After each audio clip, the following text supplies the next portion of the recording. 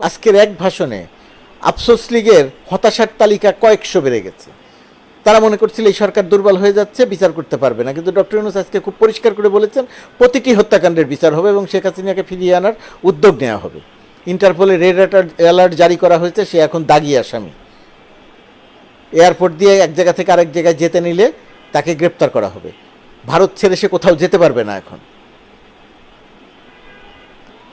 আফসোস লীগ মনে করছে যে ডোনাল্ড ট্রাম্প বিজয়ী হয়েছে, সুতরাং শেখ হাসিনাকে টুপ করে এনে চট করে এনে গণভবনে বসিয়ে দিয়ে যাবে, সে আবার দেশের রাজা হবে।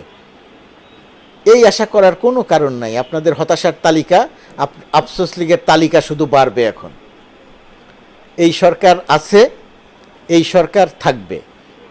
এই সরকার একটি সুষ্ঠু গ্রহণযোগ্য নির্বাচন দিবে। সেই নির্বাচনে একটি রাজনৈতিক দল একটি দল বা একটি জোট বিজয়ী হয়ে ক্ষমতায় আসবে।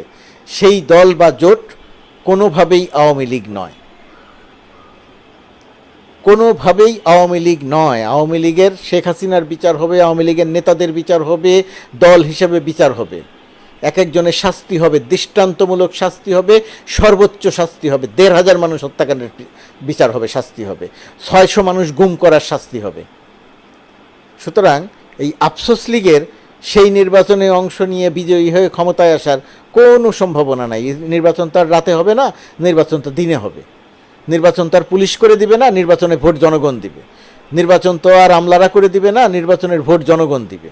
তো জনগণ যে ভোট দিবে সেই ভোটে তো আর আপনারা আসবেন না, আফসোস লীগ আসবে না। তো সেই আফসোস লীগের হতাশা বাড়ুক, আর তার হতাশ হলেন না খুশি হলেন সেটাকে মূল্য দেওয়ার দরকার নেই। ডক্টর ইউনূস যে অঙ্গীকার করেছেন সেই অঙ্গীকারগুলো পূরণ করেন, দৃষ্টান্তমূলক বিচারের উদ্যোগ নেন। বিচার করে এটা বাংলাদেশে প্রমাণ করে যান যে কেউ বিচার আইনের ঊর্ধ্বে নয়, কেউ বিচারের ঊর্ধ্বে নয়। আফসোস লীগ দেশে অবস্থান করছেন, কানাডায় অবস্থান করছেন, অস্ট্রেলিয়ায় অবস্থান করছেন, আমেরিকায় অবস্থান করছেন। শুধু হতাশা হতাশা হতাশা। ইউনূস এই পারল না, ওই পারল না, ইউনূসের এই হবে ওই হবে, ট্রাম্প আসলে এই হবে, বাইডেন থাকলো না বলে এই হবে। এ সমস্ত আফসোস লীগের আফসোস বা হতাশার চূড়ান্ত রূপ। এই সমস্ত কথা বলে বাংলাদেশের মানুষের মনোবল ভেঙে দেয়া যাবে না। বাংলাদেশের মানুষ ডক্টর ইউনূসের সঙ্গে আছে। বৈষম্য বিরোধী ছাত্র আন্দোলন ডক্টর ইউনূসের সঙ্গে আছে।